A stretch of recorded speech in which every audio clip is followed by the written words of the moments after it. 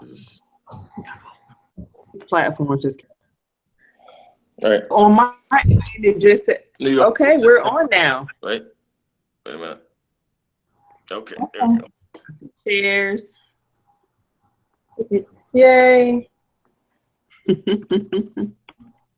All right. So hello and And it went welcome. live, even though I'm still having technical difficulties. Got it. Okay. Uh-oh. Hello and welcome. This is the Hers, Mine, and Yours show, and and I am Rasheem, and I am joined with the lovely host. This is where you come in. So Steph. Hi guys. How are you guys doing tonight? How's everyone? I'm glad to I'm be doing pretty good. good. So we have a special guest, a previous guest, Brooklyn Taylor from Paul C. Brunson Agency, and we had a really fun time talking to him about long distance relationships a few weeks ago. And so now this go around, we're talking about compatibility and how to choose the right mate or right partner for you. So welcome, Brooklyn. We're glad to have you back. Thank you, ladies. I really appreciate you having me. It's always a pleasure talking to both of you. So for those who don't know about you as far as your matchmaking abilities, can you kind of just give people a little bit of background about, your skill set and matchmaking and kind of what you do? Sure. I'm a dating coach and matchmaker for the Paul C. Brunson Agency, and we help men and women find that mate. We help them we help them work on and improve their skills in the very competitive arena of romance. And I think that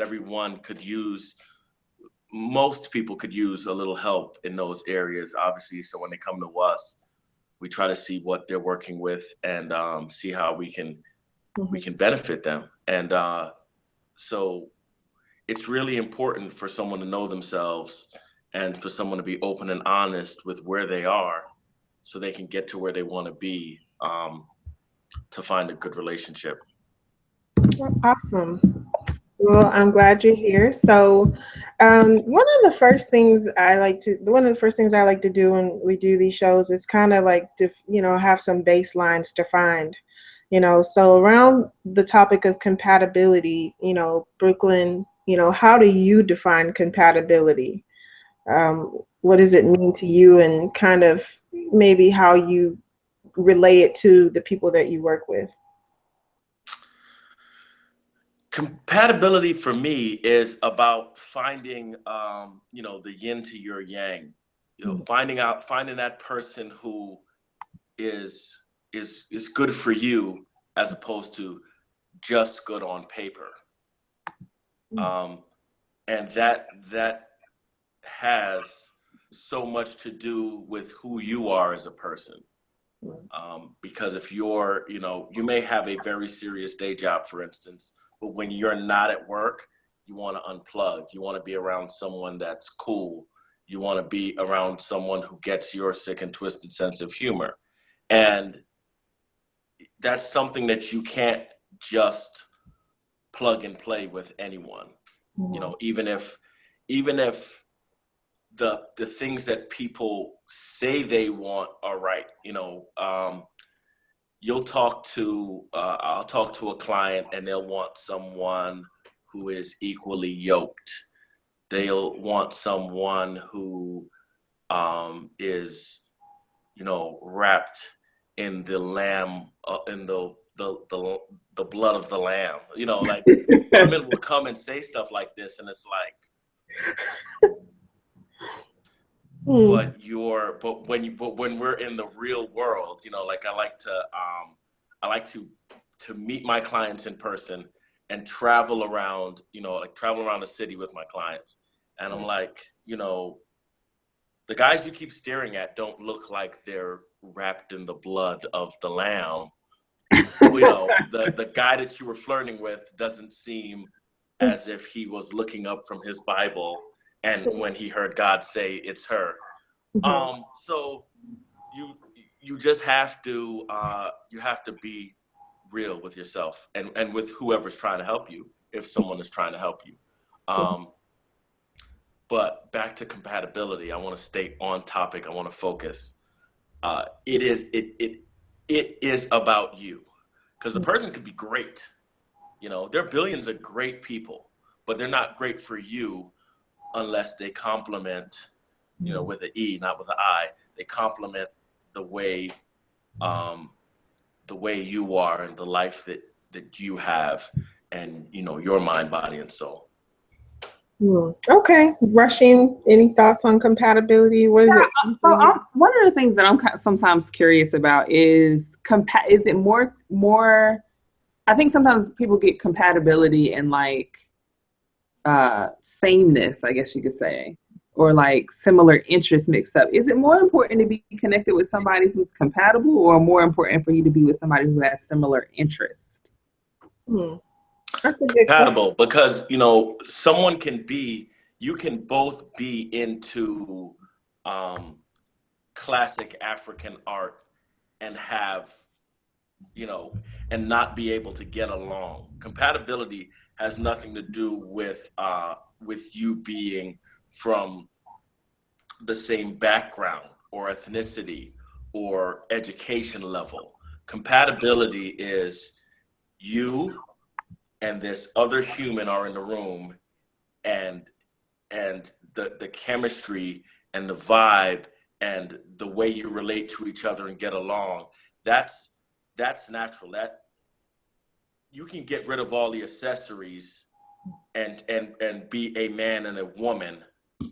It's kind of like if you crash land on an island and there are 20 survivors, it doesn't matter, unless you're literally helping somebody with a broken leg and you're a doctor.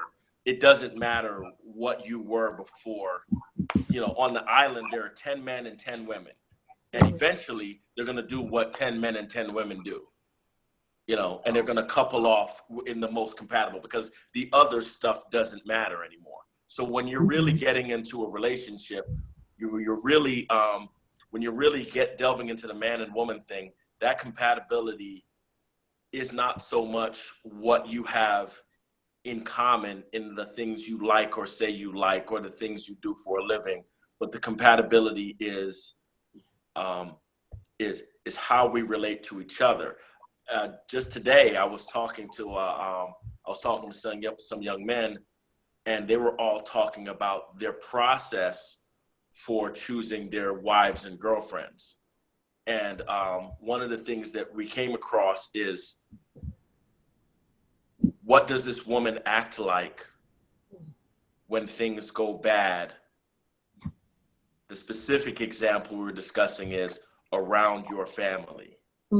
So you travel 4 states away, and you're at, Thanksgiving, Christmas, someone's birthday, someone's wedding, at the home of your family, and something goes wrong to where she's mad at you about something that happened on the trip, happened before, something she found out about. How does she handle that while she's there at your mother's house? Wow. Does she put it on the shelf and say, you know what? When we get out of here, we're going to have a talk. Or on the road trip back, I'm going to talk to this man about this, Or is she going to say, I don't give a damn who's here.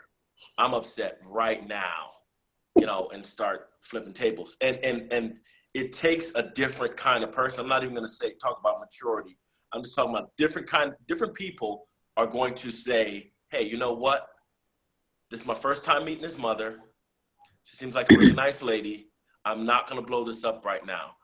I have a right to, but I'm not going to do that, because it's just him. I'm going to get him in the car on the way back home. And those are two completely, it's twofold. That could be two different kinds of women, or it could be a woman at different stages of her life or different stages of that week. Yesterday I would have let it slide, but but now I can't. Yeah. So not today. Not today. You know, That's so funny. and it goes both ways, right? Because a man can do absolutely the same thing. You're like, I know he's not about to trip in front of my parents because, you know, your parents, especially, I feel, especially as a woman, he could be dead to your parents that day. Yeah. Like, literally, like, oh, you went, you know, you fronted on my daughter in front of me. Then what the hell are you doing when I'm not around? You're dead. I don't care if she loves you. I don't care if she says you're getting married next week. You're dead to me. Wow. So I mean, you know, so it's just one of those things, and I feel like compatibility has a bunch of those components in to where you're like, you know, we all say when we're talking about just in dating in general, right? You go out on a first date and the person is pleasant to you, you know, Mm-hmm. they're pleasant to the wait staff, you Mhm. know, they Mm-hmm. hold the door for an old lady. They're doing things that they don't have to because they're a nice person. Okay. But the people that are not nice, they're only nice to you. You see what I'm Mm. saying? The man is only nice to you on the date. Well, he wants something from you. You're a beautiful woman. He wants a sexual favor of some point at some point, right? Hmm. So They all do. he's going to be even a sociopath is going to be selectively nice so he can try to get what he wants. But Yeah. he doesn't want anything from the old lady who's coming in the door behind y'all. He doesn't want anything from, you know, the 20-year-old waiter. Hmm. So he doesn't even consider treating those people with kindness or respect. And, you know, you should take that as a red flag, obviously. Hmm. But back to compatibility. Yeah. Well, for me, I think compatibility. I think there's like-mindedness. So Mm-hmm. we kind of have the same views on, where we want to be in life. Okay, we want to get married, we want to own a home, we want two kids, those kind of things. You want to have some similar goals from that perspective. But I think compatibility for me is about the intangible. That certain thing that's hard to quantify. Um, like you said, complementary with an E, which is kind of hard to describe. So it's kind of like, for me, I just know it when I see it, and it's chemistry, that's je ne sais quoi. Yes, he has a job and he has a car in his own place. He doesn't live with his mama in a basement, that kind of thing. Right? However, Basic. yeah, when I feel that chemistry, that's what drives that compatibility. And it's not always just sexual chemistry, it's mental, the mental stimulation that helps me feel like I'm compatible with somebody. So I think that's, and it's so hard because it's like people will say, well, what kind of person are you looking for? What kind of person you think you're compatible with? I don't know. Like, it depends. Like, and it Yeah. also depends on where you are in your life, because as we get older, I think we get a little bit more rigid in kind of what are the things that we are willing to deal with, and So, in our ideas and ways of thinking. We get pickier. We all do. Yeah. mhm. Yeah. I think I'm on a little bit of a delay. Can you guys hear me? Yes. Yeah, we hear you. You don't seem delayed. Yeah. You seem cool. Oh, okay. Um, Earlier, Brooklyn, you mentioned in terms of chemistry. Have you ever found that you or somebody that you were working with, they had amazing chemistry in terms of like their attraction to each other's, but just in life, they just didn't kind of fit well together, but their chemistry was like off the charts. That sounds like my life. Yes.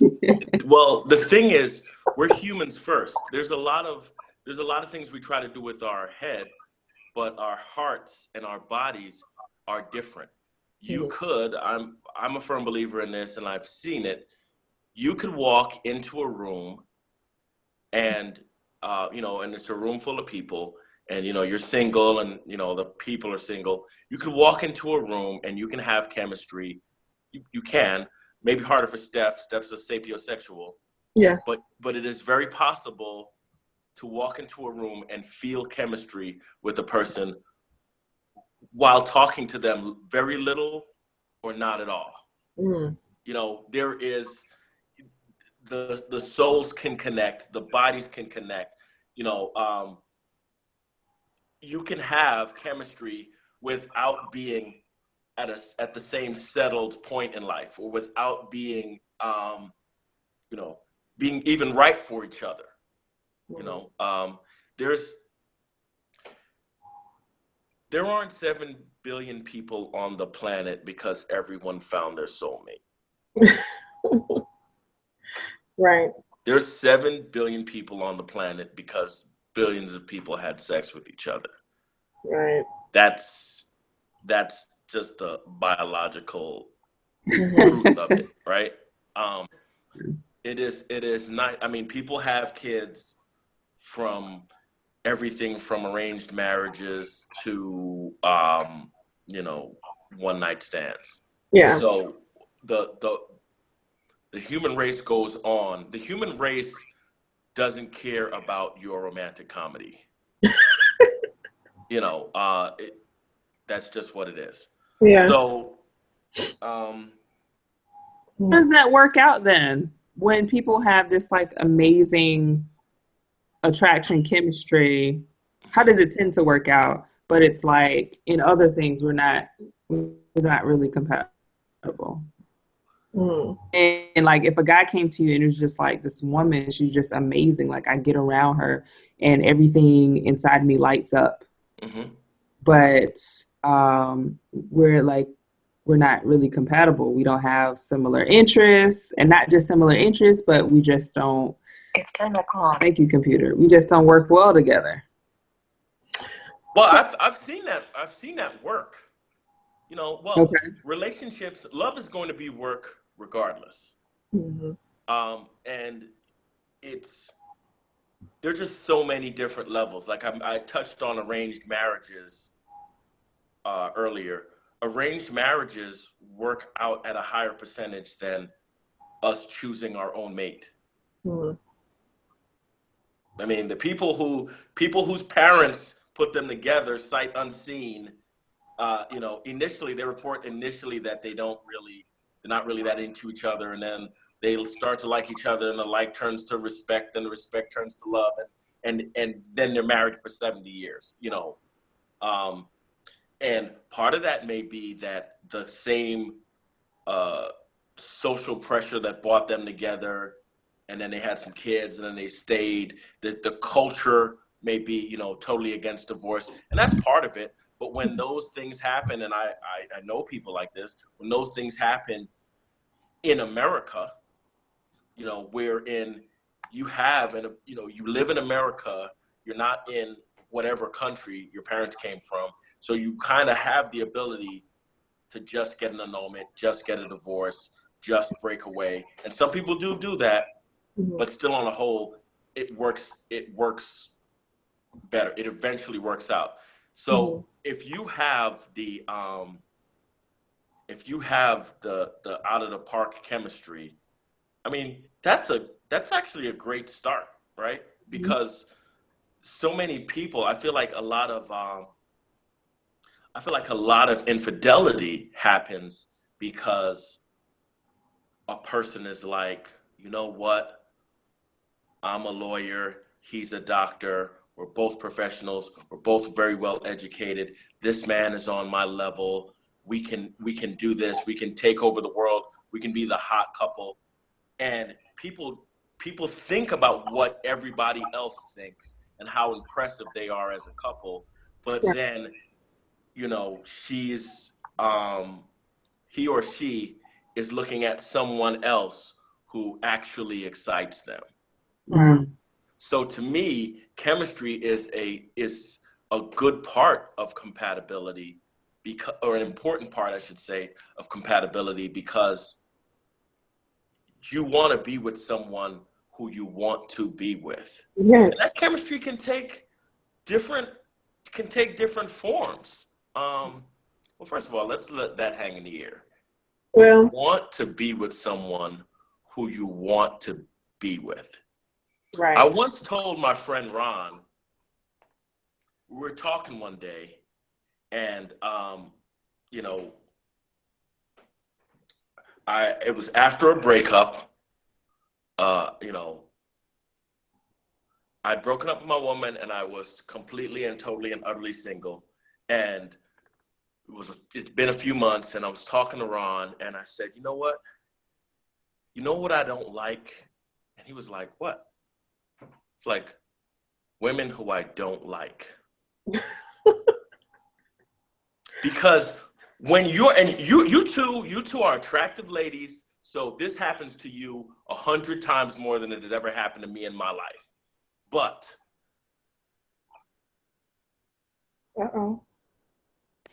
we're still on? Okay.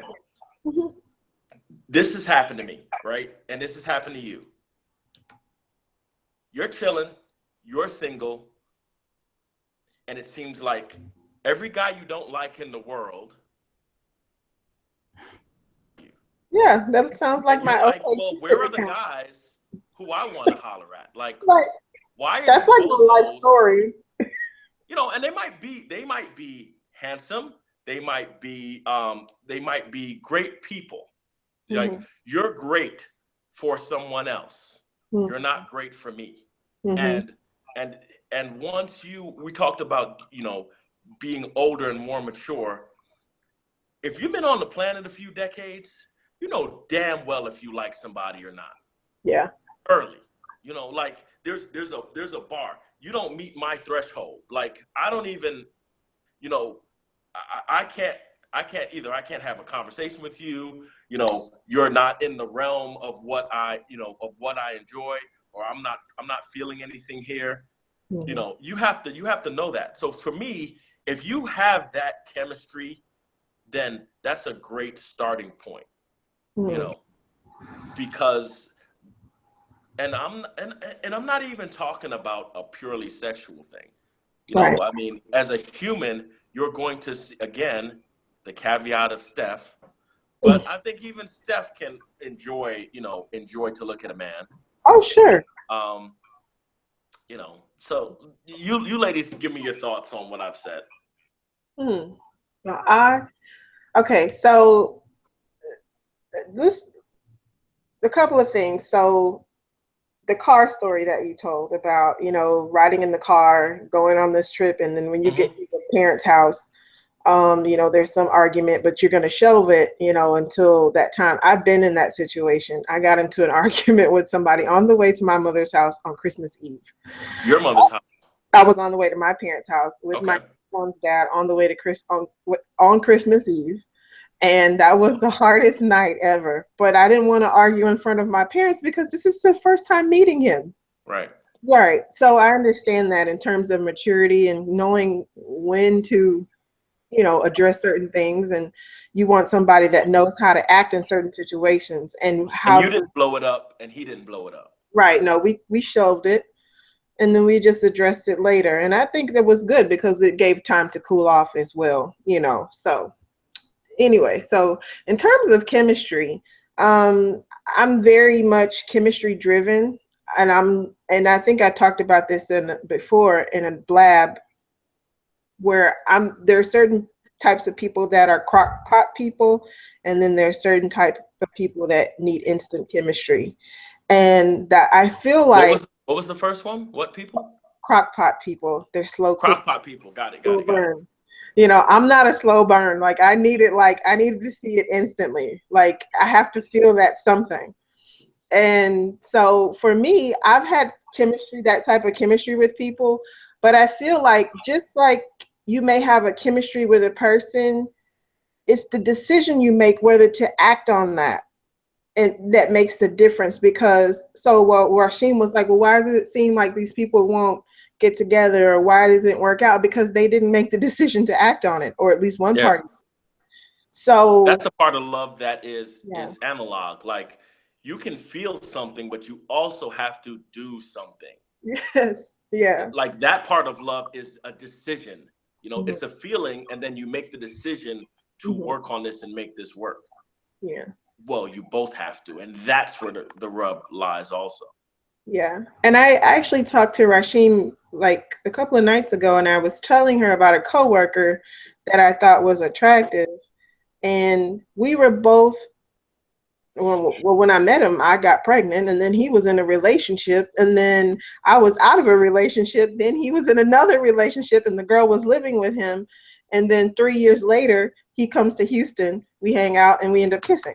So it's like it was a very long process. So you know, but the chemistry was there. And, however, there were certain things that kind of detract from, whether that person is on your radar. But I always liked him. I always thought he was attractive, but I didn't act on it or realize, what I could act upon until we were in that space in my apartment. Do you know what I'm saying? So, and it's hard with coworkers. It's hard because you don't want to end up in HR for sexual harassment, for one thing. But I'm really big on chemistry, and it's like, I can see a man, I can think he's attractive, but that doesn't make me attracted to him. So that's kind of where the gray area gets for me, on chemistry. But as far as compatibility, that's a little bit more once you get to know the person, and like you say, you don't want people you don't want, or you want the people that want you, or you want whatever, how you phrased it. And that's very much like how I am. It's like I can see the dude, like within 5 minutes, I'm like, like, no. I mean, and my OkCupid inbox is full of those bozos, as you would refer to. So it's like, they're bozos. Yeah, it's just like not my thing. I mean, it's like, I'm sure their mom loves them. Yeah, I'm sure that some women out there somebody like just them. But for your purposes, yeah, they're bozos. I mean, there's yeah. so many people, and there's an article I posted it on Facebook. Check it out. It's by a man named Oliver Pemberton, and he talks about fairness, people's idea of fairness. Like, he literally talks about he has like a dude that's like, well, I sent her 100 pictures of my junk. Why doesn't she like me? Why won't she return my calls? It's like, dog, the issue is there are just so many people in the world, right? And everybody knows hundreds or thousands of people. And Stephanie, to return your affection, but to put it as scientifically as possible, who is you? Who are you that Stephanie should stop everything and give you her love and affection? Who are you? What have you done? You're Joe Schmo off the street. It doesn't matter if you're the most successful lover since Don Juan. Who the hell are you? Right. Rasheem doesn't know you. Stephanie doesn't know you. Young Metro doesn't trust you. Who are you? Right. So when you are making your case, because you are making your case, right? If someone is of high value, then you're going to have to deal with competition. Everything else is your ego talking. Your ego is like, oh, those other girls like him. I don't have time for that. You do have time for that. If he's exactly your cup of tea or coffee, you do absolutely have time for that. And that's where the reciprocity comes in. You like someone, they like you. 9 times out of 10, there's going to be somebody else waiting in the wing trying to get what you're trying to get, or trying to get who is trying to get you. For every man talking to you, there's going to be some women interested in him, but he's like, no, I'm interested in her. So that's just what it is. And to some people, it's not going to seem fair, but to the guys, and I tell guys this all the time, guys, step your game up. Like, just because you have some women that like you in your sweats while you're barely working, that's not going to be your ultimate woman. Like the woman of your dreams is going to need you to be at the top of your game. And that's just what it is. That's kind of how people are. Mm-hmm. So when we're talking about compatibility, we're talking about I'm the best for you and you're the best for me.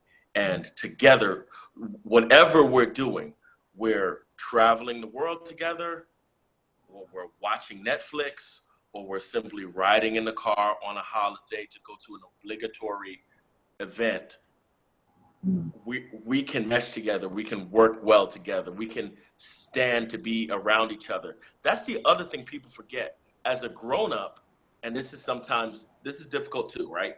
Everybody's a professional, everybody's an adult, everybody has been on their own for years, presumably, right? So when you're like that, it's very difficult to have anybody in your space, man, woman, or child, friend, sibling. I have a twin sister, and you know, I have to call my twin sister. I can't just pop up at her house. We're twins. How do I know? Because I have popped up at her house, and she's like, "What are you doing here? Why didn't you?" I'm like, "We're twins." We share the same room.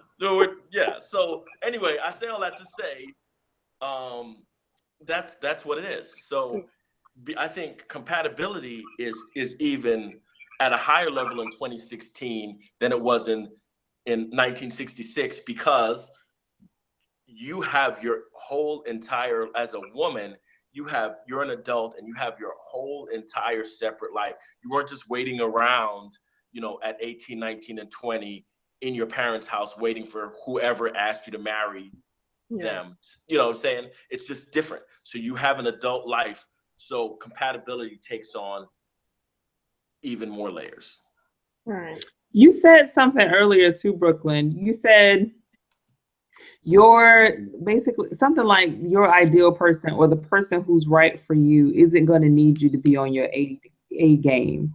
Can you say more about that? No, not isn't, is going to need you to be on your Oh, A. they Yeah, your ideal okay. person, if your ideal person needs you to be at your best, right? I'm not saying all the time. I'm not saying that you can't catch the flu. I'm not saying you can not have a day without makeup or bad hair day. You can't get chubby. I'm not saying that. I'm saying that when you are at your best is when your potential is highest. So, you're doing something for yourself. You're actually in the gym and going, not just paying like I do. You're in the gym and you're going. You're working on that project at work. You are writing your book. You are in your personal zone, right? Okay, I see. You are volunteering at the local theater. You are living your life. You are fulfilling your purpose. You are really living your life. You are enjoying your life. You're up here, Right. and So it sends out, it sends out a glow that might as well be a Times Square neon sign. It just sends out positive energy into the universe, and people see that, and you are at your most attractive when you are living your life. So when you get to that high, like any of us, we can always get someone, but you can get the one when you are really shining. Like you're really benefiting yourself and the world around you. At that point, I feel, this is my personal feeling on it, I feel that you can really attract the best available for you to yourself. It's hard to attract that if you're living at a low vibration, if you're depressed, if you're depressed and you hate your job and you're arguing with your whole family and you think life sucks in general. It's very hard for some dude to turn around and be like, hey, you are shining your light on the world right now, because you're not shining your light on the world right now. You are walking around with a gray cloud over your head. Wow. And even if that person is a great person for you, it's going to be hard to see that through the haze of or even to react properly to that energy. You Mhm. see what I'm saying? Yeah. So that's why I said, you have to be your best self. And I believe that. I'm not just talking about women. I believe that as a man, you have to. Um, I've seen men in the doom and gloom of depression, or if not clinical depression, just like kind of down on themselves, and kind of, angry at the world, or whatever the case may be. Like, a lot of they don't meet the best women for them when they're in that mind state. Like, it's very hard to win. I even hate the word win right now, because some people are totally abusing the word win. Yes. But it is very hard to um, get what the universe has for your best self Mhm. if you're not being your best self. And of course, your best self is a journey. I'm not saying wake up tomorrow and be 100%, but you should be going 75, 80, 85, 90, 95, 100. You should be walking toward that goal. You should be working toward that goal. And while you're working toward that, even if you're not all the way up there, you will attract what you need. Mhm. Mhm. The universe always provides. I have an assumption. You tell me if I'm right, Brooklyn. I have an assumption, and I know it could be totally baseless and so way off. I assume that when guys come to you about what their right fit is and what the person that is compatible with them and all, that they talk a lot about what she physically looks like. And I also have assumption that women talk more about not even just about personality, but financially stable. Right. And that could be completely off. That could be not the people that come to you. But when you do get clients, where are the guys typically focusing, and where are the women that you found typically focusing on?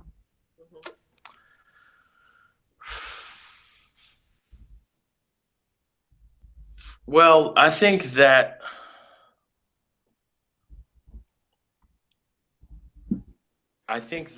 women overestimate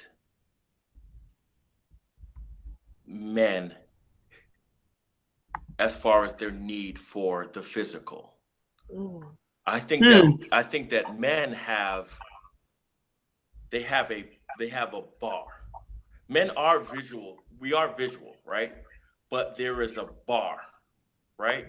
Like, you can like, I grew up loving Halle Berry. I've had a crush on Halle Berry since 1986. So I think Halle Berry is absolutely gorgeous to this day, right? And I'm sure I've said it.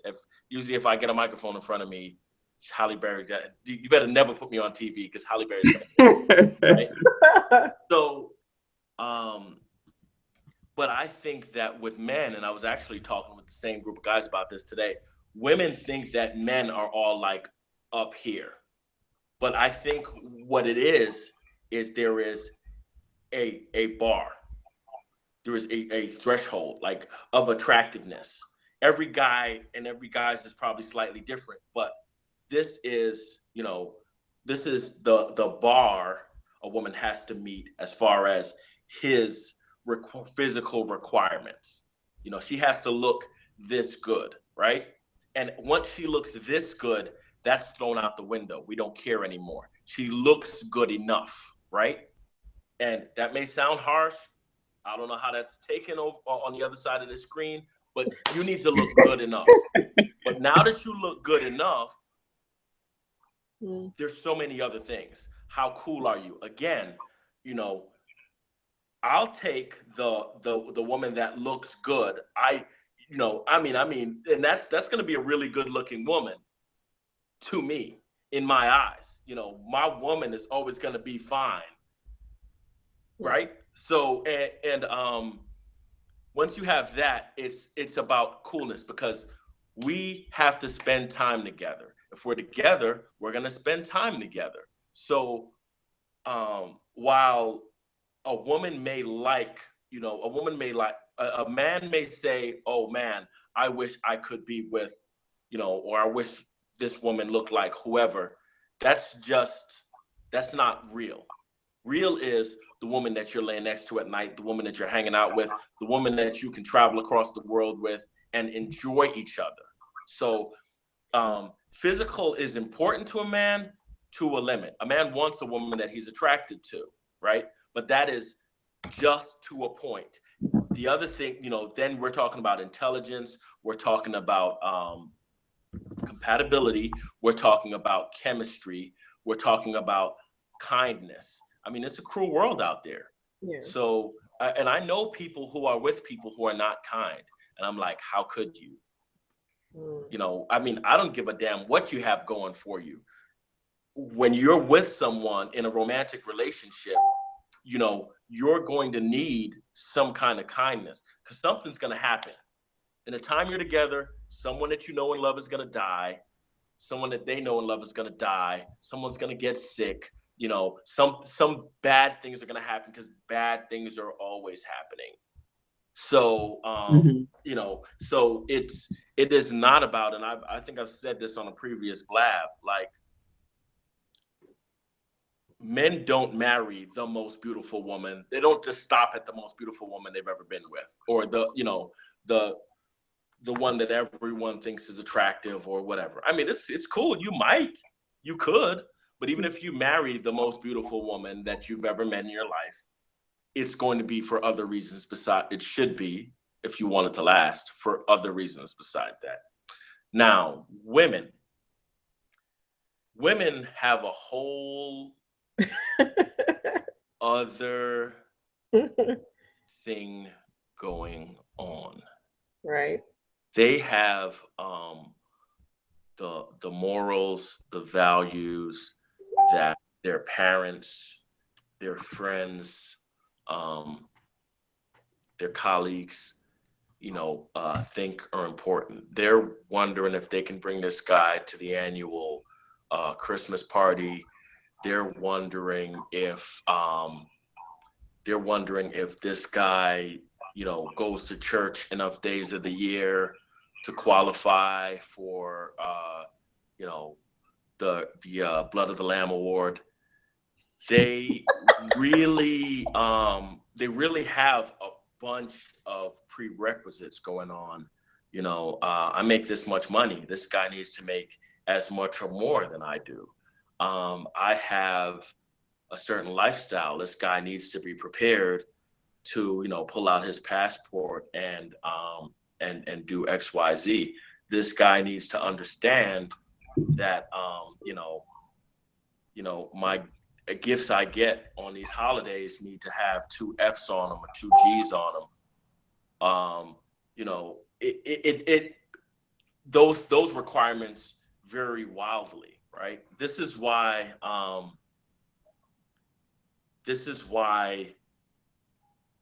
a pretty woman could drive, I'm dating myself, a Geo Metro or a Chevy Chevette, and guys are still gonna holler at her. Right. This is why, a woman, and I've seen it, and it's so funny to me, right? A woman can be a neurosurgeon and drive a Toyota Corolla because she's a woman. She can drive, she can drive a Lexus, she can drive a Mercedes, but she could drive whatever she wants to. Yeah. A guy is going to try to drive something commensurate to what he believes his status is, or what he, whatever. Often, right? Often, because, and I personally think, I'm a car guy. I have a lot of cars. I don't think I ever got a woman based on cars ever. I've never tried, and I don't think I ever have, right? But so I think it's a foolhardy. But I know guys with $200,000, $300,000 cars. I think it's hilarious. I mean, if you're into those cars, go for it. But if you think that is a path to a path to To vagina? the love of your life, to your soulmate, you're Oh. very wrong. Okay, so just to kind of to follow up on that. So like you were saying, like women, they have these long lists of things, he has to be sacrificed, in the blood of the lamb and all these other things as far as his church going habits and how much money he makes, and can she take him to the family reunion, will he get along with her crazy uncles, and just whatever. How do you specifically help women who have this wide range of things? How do you help them gain clarity on what the non-negotiables are and what they can flex around? Like we talk about it, because a lot of that stuff falls away when you speak to someone and you get a deep understanding of what they actually want. okay. Because men and women, not beating up on the women here, men and women have things that they say that they want. But you say you want this, but these are not traits of anyone who you've ever been in a relationship with, or anyone that has ever lit your fire, right? Like, so you have to be more honest with yourself, and we try to peel back the layers of the onion and get to that. And we often do, because it's, you find out what this person's actual values are, and you match up with that, and you try to find someone compatible with that, or you try to find a starting point to where, and I think what's most important is, I try to get women to date. Women, some clients and friends, they do this. They want to meet a guy, they want to meet their husband. Introduce me to my husband. Yeah. But that's not how life works, because romance, like I said earlier, romance is a competitive sport. So you want to date a few people, you want to find out who you like, who you don't like, you want to find out about yourself, because that's the other part of this business. When matchmaking, you can meet a 40-year-old woman who has had one boyfriend 10 years ago. Easily. You can meet someone who's 35 and they've been in, they got their law degree and then they went and got their medical degree. And they've been in school since they were children, and they're in school getting A's, and they literally have not had time for romance. Right. Literally, they may or may not be a virgin, but they don't have any relationship experience. And they're real people like that, and they need some guidance. And so what they're looking for, those of us who have dated a lot know exactly what we want. And that's the good thing about experience. And that's the other thing we have to do. To part ways for a couple seconds on the compatibility thing. Jen Love and I were talking about this the other day, and I was saying to her that there's this stigma and there's this problem that we need to get, as humans, we need to get past, right? This thing says that a guy should have 15 or 20 lovers before he gets married, and a woman should have one or two or none. So who the hell are these guys sleeping with? Good question. Who the hell? Each other. If the guys have all this experience, right, and Grab the women have no experience or very little experience, then A, who the hell are these guys sleeping with? And then B, what is so fun about being with an extremely inexperienced woman? What is because this whole Madonna whore complex happens where, this woman has to at the same time be the Virgin Mary, but then the night you marry her, she's gonna be this porn star. How? How is that possible? How? That How? doesn't reconcile. It just doesn't. It's not realistic. And I think that, you know, there's a culture of that. You know, there's a culture, and I think it causes so many problems in so many ways. So, you know, what people have to do, people do need to get experience. And it's not even from a sexual perspective, right? We're not telling our clients, hey, we're going to set you up with these 5 guys, sleep with all of them, see which one you like the best. It's not like that. But you go on a date, you kind of see how this date goes. You go on a date with a different guy, you see how this date goes.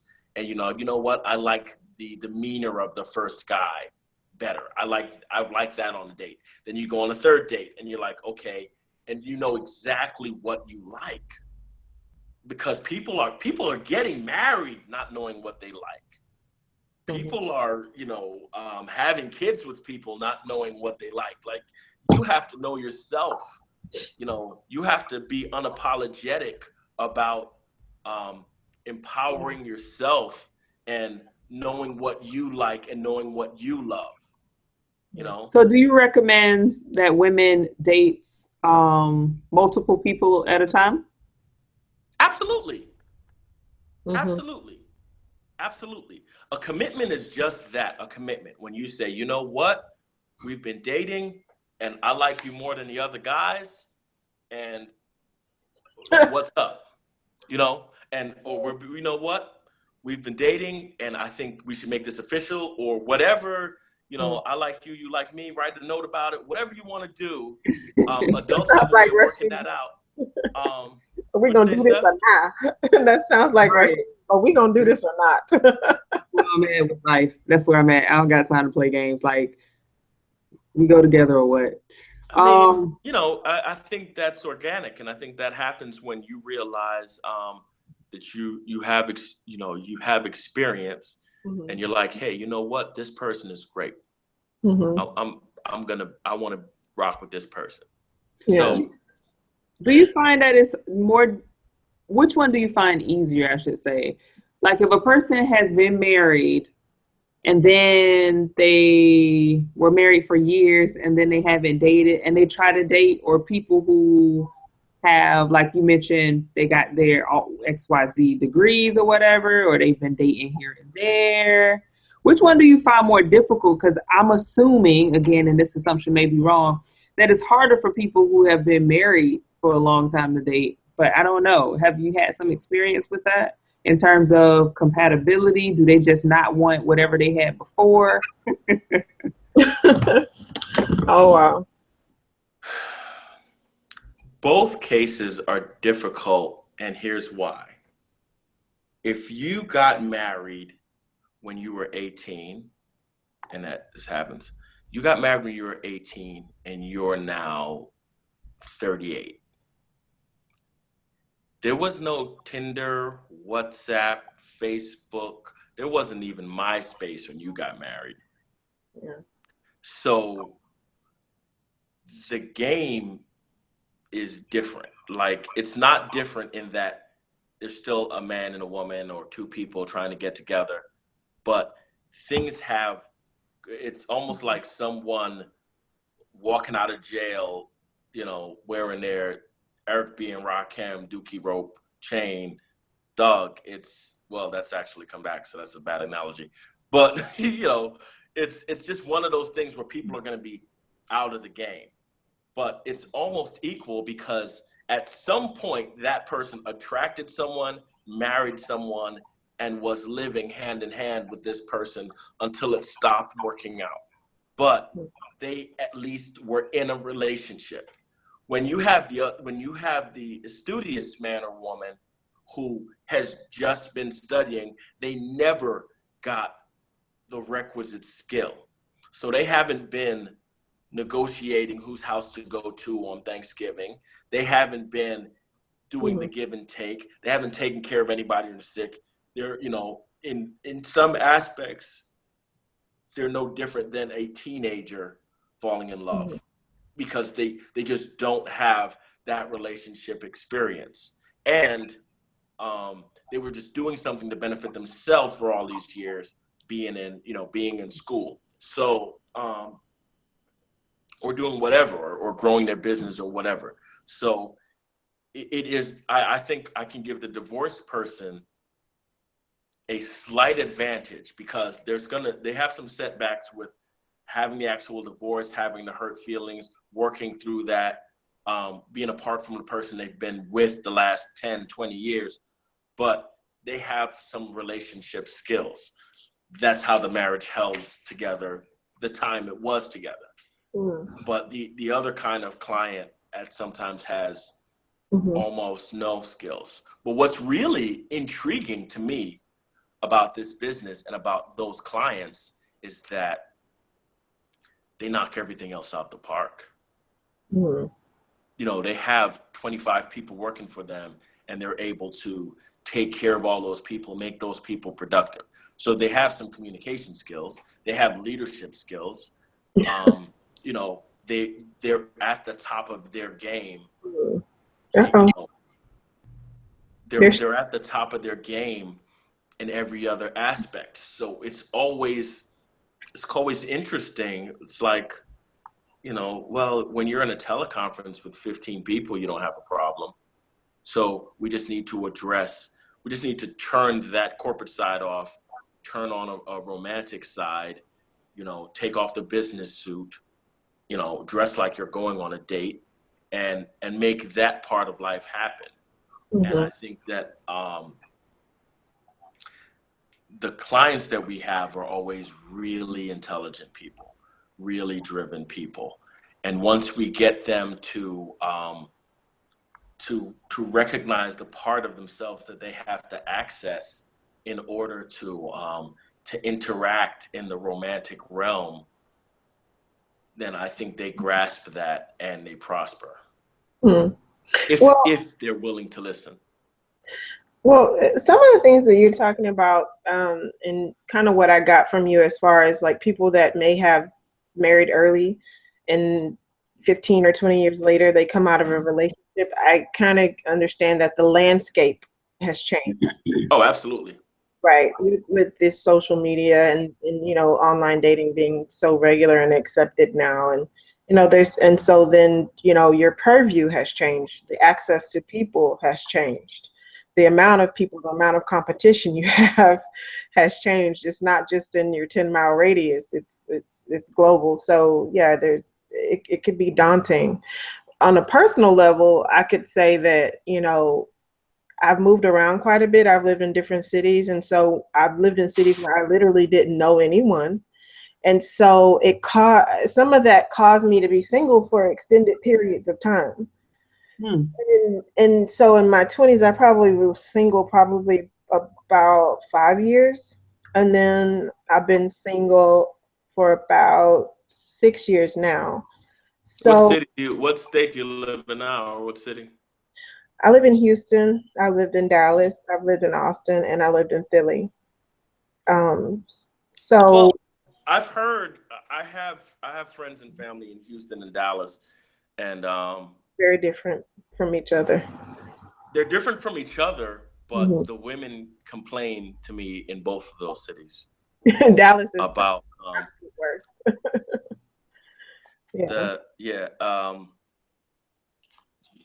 When we were in Dallas the other day, there were, all of my cousins were there, and they're because we went to the Giants and Cowboys game, and one of my cousins was approached by a woman. Some of them live in Dallas, some live in New York, everywhere else. One of them was approached by a woman, and she started a conversation with him and another cousin, and after a few minutes, she was like, "You're from Dallas, aren't you?" This particular one he was born and raised there. "You're from Dallas, aren't you?" And he was like, "Yes." She was like, "I know. You guys don't holler at women." They don't. What do you mean? Because the other guys were from New York, like they were. It's different. Dallas guys apparently. Different. Go ahead. I'll let Steph take this one. It's so frustrating, and I have this example. So a lot of people that come to Dallas, especially if you live in North Dallas, is like upwardly mobile. A lot of people are transplants. And so most of the time when you meet somebody from Dallas, they're usually not from there, but the people that you do meet that are from there, you can tell immediately.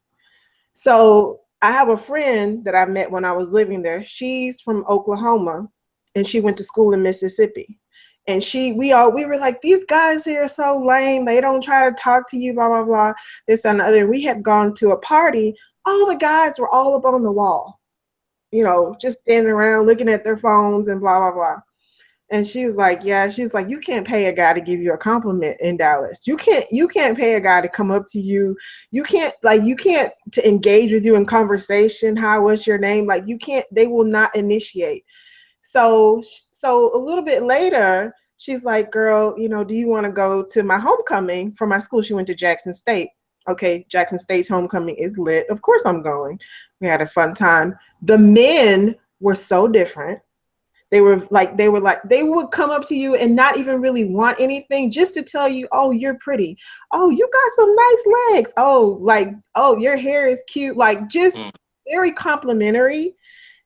And people think of Texas as the South and, this Southern hospitality, but the people were very different there. The guys especially, they had no problem approaching a woman and just giving her a compliment without expecting something in return.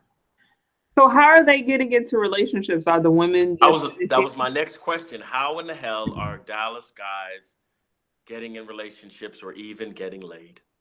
Well, the men that I dated there were not while I was there that I actually dated were not from there.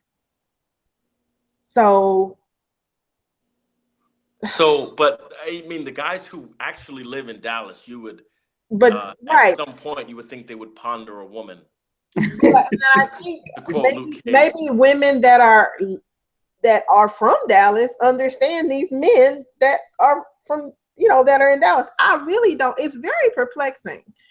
And the other thing that I had a problem with was married men approaching me. And I mean, like, it was really bad. Like, I had several instances, like numerous times where, it's just like a lot of married men, to one where it was like, it was so close that he was actually married to my best friend's line sister. And I didn't know that.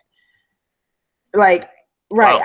Wow. So, and just crazy things like that. And so dating in Dallas is hard. Socially, Dallas is very black and white. Is the color, like that color line is very, like, all the black people live on the south side. Most of the white people live on the north side. Then you have sprinklings of, these transplants that come to the north side of Dallas to work. So it's just not a lot of mixing, and it's just a hard place to make friends. I just didn't do well. But then people from Dallas hate Houston. They hate it. So, I don't know. I wanna give a quick shout out and acknowledgement to Brooklyn for quoting Luke Cage. And I also want to give a shout out to kind of channeling him right now with this whole, That's my situation. look. I think I know about it this week, but this is just me. Right? And I so appreciated the reference to ponder, because he pondered the hell out of that woman. Yeah, he did. Yes, he did. I appreciate that. But anyway, go ahead. So, I guess I wanted just to wrap that part up, is that I feel like in being single for extended periods of time that I don't have the skill, or I don't have enough skill to date effectively. Mm-hmm. And it rattles my confidence in dating. So then I'm less likely to put myself out there. Does that make sense? It does.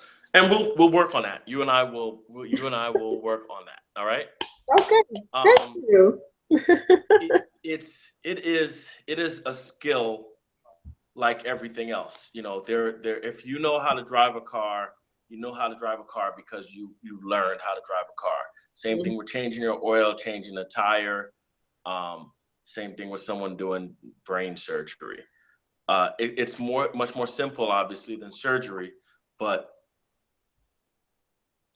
there is a level of skill and a mindset that it takes to get good results in dating. It is about finding opportunities, but it's also about exploring and exploiting those opportunities in the best way possible.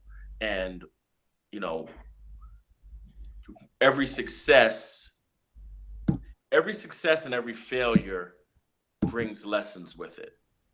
So the more you date, the more you learn, the easier it gets. You know, if you go on one date a year, if it doesn't work out, it hurts and you kind of mull over it, right? But if you go on 7 dates a year, then you're gonna learn something out of all those 7 dates, and you're gonna fine tune what you want, and you're also gonna be a little easier, a little more light on your feet when you're on these dates, because it's like anything else, you know, experience breeds confidence in that way. So you also have to, I think people in general, men and women, have to put less stock in each individual date or each individual interaction. And also don't save yourself, right? Don't save yourself for you know, don't sit. I mean, well, I'm just talking about socially, not physically, right? Yeah. Socially, don't, you know, you don't have to save yourself for Luke Cage socially. You know, when someone's talking to you, you can talk to them. You can get experience. You can be more social. No one runs out of things to say when they're talking to their friends. Like men always run out of things to say to women, but they don't ever run out of things to say to other guys. You know, I can talk about cars from 6 a.m. to 6 p.m. You know, I mean, I actually can talk about relationships and dating and love for the same amount of time, because I can pretty much just talk, as I've proven tonight again. But, you know, how does that translate, if you don't mind me asking this, Brooklyn, and if it's too much, then you tell me. How does that translate in your dating life? So I have a few questions around that, in terms of like, do women see you and it's just like, you know, he's the dating guru person, so he probably just, you know, he's just an expert at running game so much that it doesn't look like game. It's like, it would probably be something that I would think about if I was dating somebody in a particular field. And also, I know that we know a lot about how to get people together. Do you know anything about, and can you speak to how to consciously uncouple? Not really break up, because I don't like the term, because I feel like nobody's really broken. You just kind of like uncoupled. Do you have, so one, how does all of this advice and you being a matchmaker translate into your life? And also, do you have any information for people transitioning out of relationships? Every time I ask Brooklyn a question, he get like quiet. He takes deep breaths. Because I want to write down each part of your question. Oh, sorry about that. I'm asking him 5-part questions. Okay, with an outline. Right. So the professor in you. I know. So, as far as I don't think that being in the matchmaking, date coaching business has affected my romantic life in any way. It just hasn't. I mean, I've been, you know, for many years, for decades before I ever thought about doing this professionally, I've just been an aerospace guy, a really technical guy. You know, it's always Marine Corps, Department of Defense, you know, presidential stuff. It's always been extremely technical. But that part, there's nothing really romantic about that. But I think that my off duty, the non-military side of me, has always been a really social person, and a really empathetic person, because I feel like even though some people lack some men lack skills that I may have, I can feel for them, because we've all been there. We've all had the butterflies in our stomach. We've all wanted someone and we're not able to articulate it. We've all frozen up. We're humans. I think that when a woman, meets me and